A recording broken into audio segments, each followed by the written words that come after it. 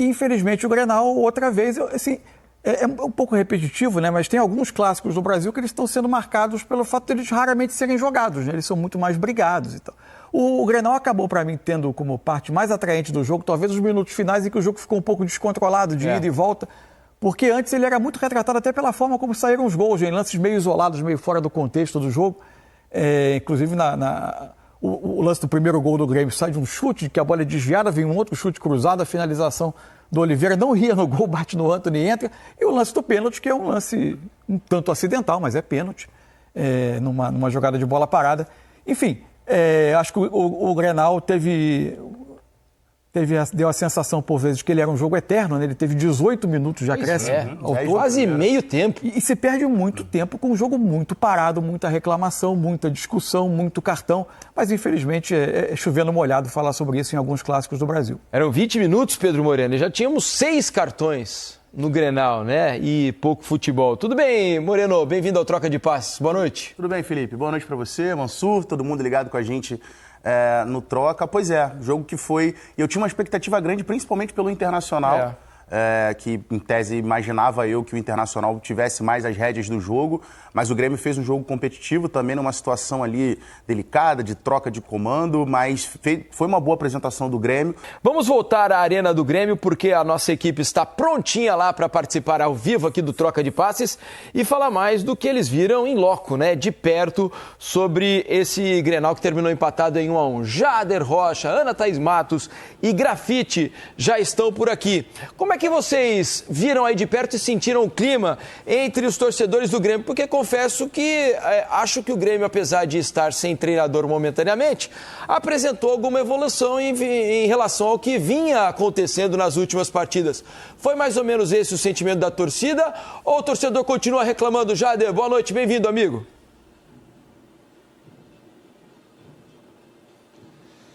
Boa noite mais uma vez, Diniz, Mansur, Pedro, para a galera que está acompanhando o Troca de Passes. De fato, ainda há aquele sentimento de irritação, de frustração da torcida, né, por conta daquele pênalti não marcado em cima do Baravena, mas é um papo que a gente vai deixar pro PC na sequência aí do programa. Agora, não há dúvida, né, Ana e Grafite, imagino que vocês vão concordar, falando primeiro do Grêmio, que era o mandante, e precisava de uma resposta imediata. Houve um choque, né? Algo bem diferente de um Grêmio que 3 dias atrás, levou um baile do Mirassol e que culminou com a queda do Quinteiros e a comissão técnica inteira.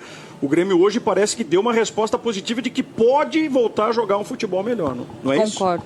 Tudo bem, pessoal? Boa noite para todo mundo. Um beijo para o pessoal que está aí acompanhando o Troca. É isso, Jader. Eu acho que a partida ficou muito clara para mim que o Internacional veio disputar um jogo de Campeonato Brasileiro e o Grêmio veio jogar o jogo da virada de chave. Eu acho que isso ficou muito claro.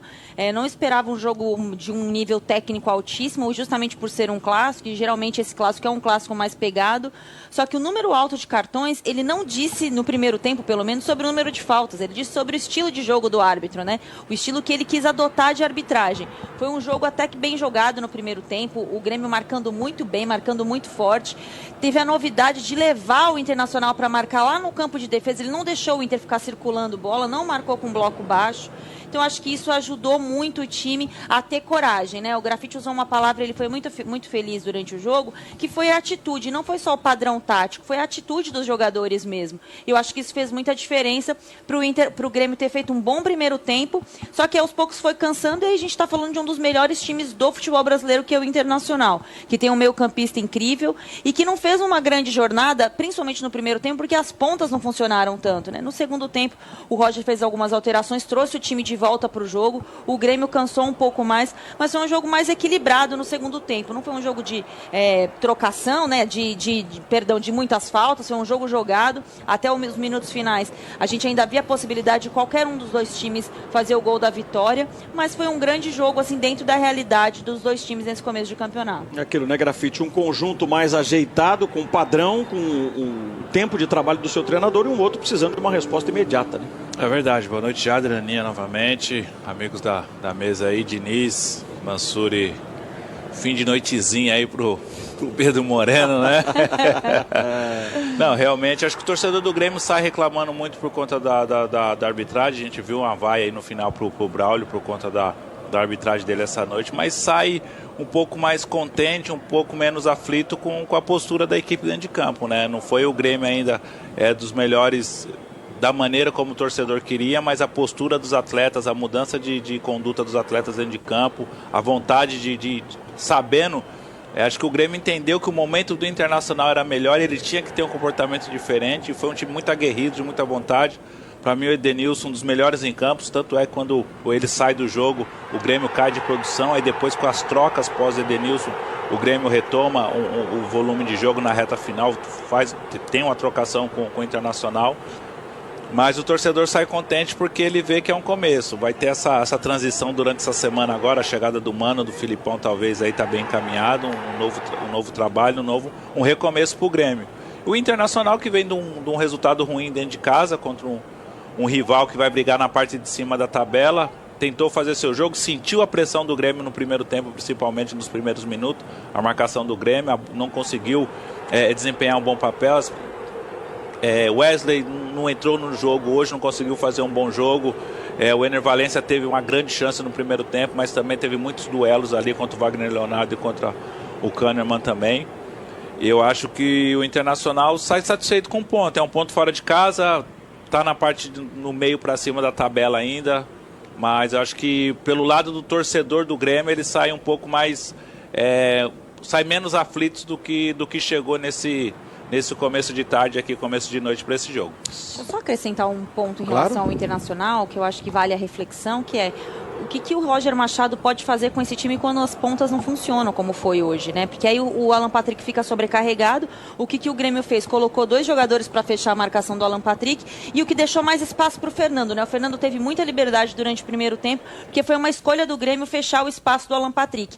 Mas olhando do lado do copo do Internacional, o que é que o Roger Machado pode fazer quando as pontas não funcionam? Ele entrou com outros pontas e conseguiu o resultado. O Gabriel entrou muito bem, o Tabata entrou muito bem, mas eu acho que o time acaba ficando muito previsível. E para um time que quer brigar pelo título do Campeonato Brasileiro, os jogos fora de casa eles são fundamentais. E esses últimos 3 jogos do Inter não foram bons de resultados. Empatou fora com Fortaleza, perdeu a invencibilidade para o Palmeiras, que é um confronto ali direto para quem briga pelo título, e agora teve um Grenal que era um time melhor, em tese, né, superior, mas ainda não conseguiu vencer. Então acho que vale essa atenção, acho que o time tem tudo, ainda é começo de temporada de Campeonato Brasileiro, está bem na Libertadores, mas eu acho que vale esse ponto de atenção para a gente observar o trabalho do Roger, como ele vai evoluir com esse super time que ele tem do Internacional nas mãos. Agora, diante de tudo que a gente está avaliando aqui, não é, Diniz e amigos, dá para se perceber os sinais, né, que esse clássico aponta a partir desse resultado e especialmente da maneira como os dois times construíram o jogo também aqui, né? Agora, você sabe o que eu estava pensando aqui? Falei sobre uma mudança no Grêmio, pelo menos em termos de postura, de organização, né, de disputa do jogo em si.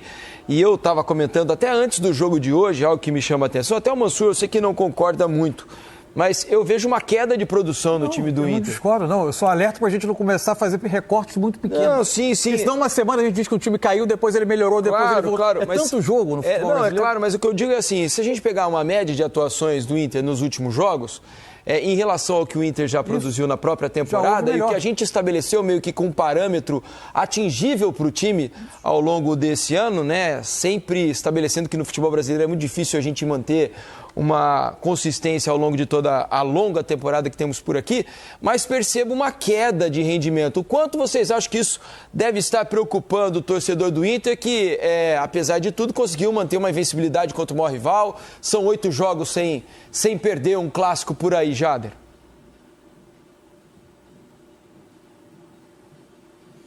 E aí, Ana e Grafite, o que afeta? Se é que afeta, né? Pois não sei se preocupa, porque eu acho que o torcedor ele olha para esse elenco, e vê que tem de onde tirar. Tem um treinador que tem muito controle sobre o time, mas eu acho que tem alguns pontos que vale observar. O time ele não vai ser regular o tempo inteiro, ele vai encontrar dificuldades, porque ele também acaba sendo um time que os outros adversários conhecem também.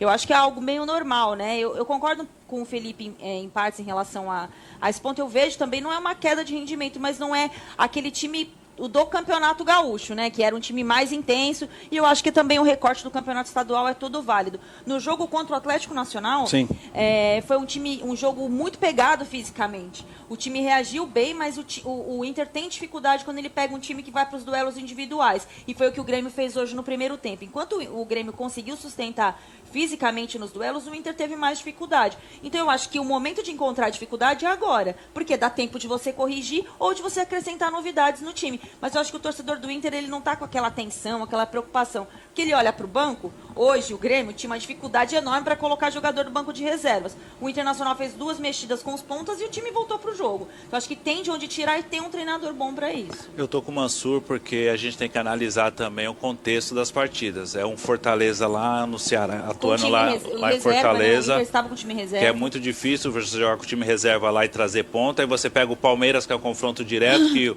Palmeiras venceu aqui no Beira-Rio, o Internacional pode vencer lá no Allianz. Como venceu no ano passado, inclusive, isso, né? E tem o Grenal. O Grenal, por mais que o Grêmio esteja numa situação abaixo, como equipe, como tecnicamente de momento, as coisas se equilibram bastante. Eu acho que para a semana do Inter, existem coisas que tem que melhorar, concordo com a Ana e com você também, Felipe, mas a gente tem que analisar o contexto do Campeonato Brasileiro, que é muito difícil. A Libertadores, tem Libertadores terça-feira, então o Roger tem que fazer esse manejamento, né, do grupo, elenco, né? Da minutagem, para não perder jogador, recuperar jogadores. O Wesley é um jogador super importante. O Wesley melhorando de produção, o Inter vai crescer, porque é o jogador diferencial do 1 contra 1, ele não vive um grande momento, não está fazendo uma grande temporada ainda. Eu acho que tem que analisar o contexto dos jogos, né? E a semana que vem pela frente. A semana que tem jogo quarta e domingo, domingo, quarta e sábado, e depois na terça-feira, é normal as equipes caírem um pouco de produção dentro do cenário. O Palmeiras venceu o jogo a semana passada contra contra o Internacional, e todo mundo já começou a colocar o Palmeiras como grande time voltando. Na outra semana era o Botafogo.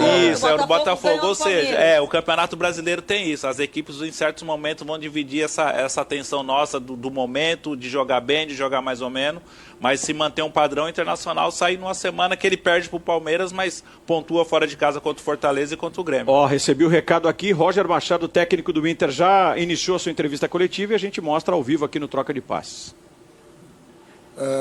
Soma como negativo, né?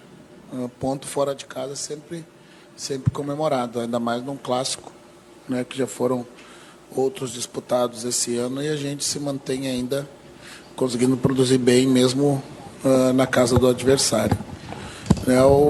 Foi um jogo de momentos distintos e muito mais na minha avaliação, né, porque a gente, em alguns momentos, aceitou fazer o tipo de jogo que o Grêmio teve disposto a propor, né? Um jogo de disputa de primeira e segunda bola, né? Um jogo de contra-ataque, né? E de muita energia física, né? Quando a gente conseguiu fazer a bola acalmar nos nossos pés e montar as estruturas que nos permitiam principalmente desarmar ali os gatilhos da pressão do Grêmio, que era em cima dos nossos laterais, né, colocando o Fernando como um terceiro homem, né, e tendo mais um tempo para que a gente pudesse deslocar os nossos pontas para os meios corredores e fazer os marcadores de laterais ter que andar para trás no campo. A gente conseguiu criar jogadas importantes, como foi a chance e a oportunidade do Enner no primeiro tempo, né? Talvez na chance mais clara de gol que nós tivemos ali, né? Então, o segundo tempo que eu ajustei foi justamente isso, né? Primeiro, né, com as orientações, sem fazer mexidas, né? E depois, aos 15 minutos, eu promovi a entrada do Tabata e do Gabriel no lado, né, e reforcei a ideia da gente não ter mais os pontas e ter os meias pontas de meio corredor e dar as amplitudes do campo para os nossos laterais ao mesmo tempo se projetar.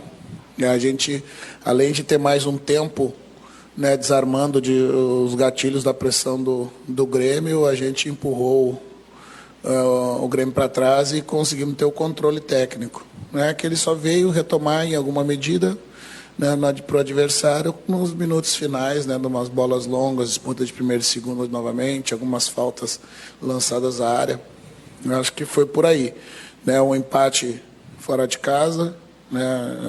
Em mais um clássico do ano. E o mais importante de tudo também é que esse time ele se recusa, né? O nosso time tem se recusado a ficar atrás do placar, de qualquer forma. Né? E o que eu disse para os atletas foi isso. Né? Se a gente mantiver esse nível, né, de intenção, né, envolvimento com o jogo, a gente tem grandes coisas pela frente a conquistar. Roger, boa noite. Boa noite. Do outro lado, na Casa Mata, tinha alguém que já trabalhou na sua comissão técnica. Você já esperava essa atitude do Grêmio, principalmente no primeiro tempo, que teve um volume maior de oportunidades? E uma segunda, se você me permite, chegou a analisar o lance polêmico do possível pênalti? Qual a tua avaliação sobre isso? Pelo critério que o árbitro decidiu adotar, não havia como ele dar uma penalidade daquelas. Mas eu acho que, né, ele usou a tecnologia da forma correta, né?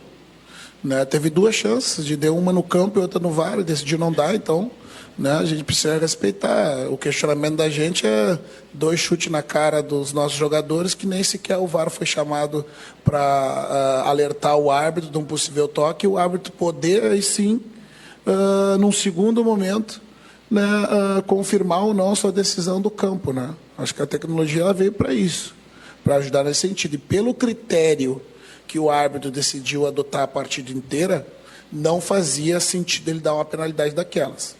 Se ele tivesse adotado um outro tipo de critério, aí talvez a gente possa questionar. O que tu queria saber do primeiro tempo? Sim, eu esperava o tipo de energia que o Grêmio ia colocar no jogo, porque com a saída do treinador, com o pouco tempo que o James tinha, ele ia montar uma estrutura, né, de não nos pressionar alto, como aconteceu, né, ou de montar um tripé, ou montar 2 linhas com um jogador a mais para marcar, fazer os pontas descerem com os laterais, coisas que não acontecia num outro modelo que está acontecendo, e não havia muito tempo para ter muita surpresa. Né? Ia ser um jogo de energia física, né? Que o clássico por si só já faz o ambiente acontecer, e com a saída do treinador muito mais ainda. Né? Os atletas, né, não vão deixar por menos do que se entregar totalmente. Então, talvez como eu disse, o nosso erro, respondendo para o do Zé, foi, né, a gente entrou, né, nesse tipo de jogo que não nos favorecia, né, mas quando a gente calmou a bola no chão, né, e conseguiu jogar, a gente conseguiu andar dentro do campo. Roger, boa noite. Tá aí Roger Machado falando sobre as impressões dele no clássico, que ele achou que não foi pênalti, né? Me surpreenderia se ele dissesse realmente foi pênalti, o árbitro errou contra a gente. Não é comum esse tipo de discurso dos técnicos aqui no Brasil. E aí, Mansur, o que você achou da fala do Roger? Foi condizente com aquilo que Sim. você viu em campo?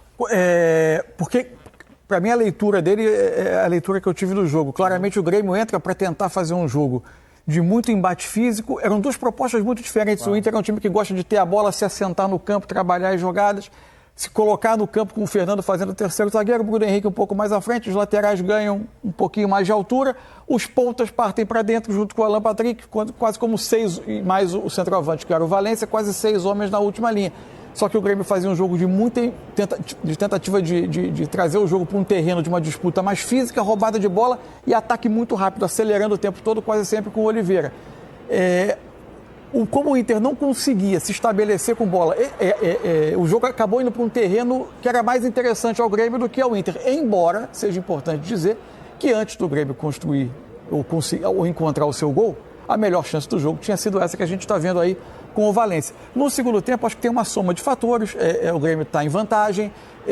Fisicamente, o esforço do primeiro tempo tinha sido muito grande. Então, especialmente até as tantas trocas que os treinadores começam a fazer, o Inter consegue fazer um jogo que ele goste mais, né? Se estabelece mais no campo de ataque, tem mais tempo com a bola, tem posses um pouco mais longas. A entrada de 2 jogadores como o Tabata e o Gabriel Carvalho são jogadores que se adaptam melhor a vir por dentro e participar do jogo.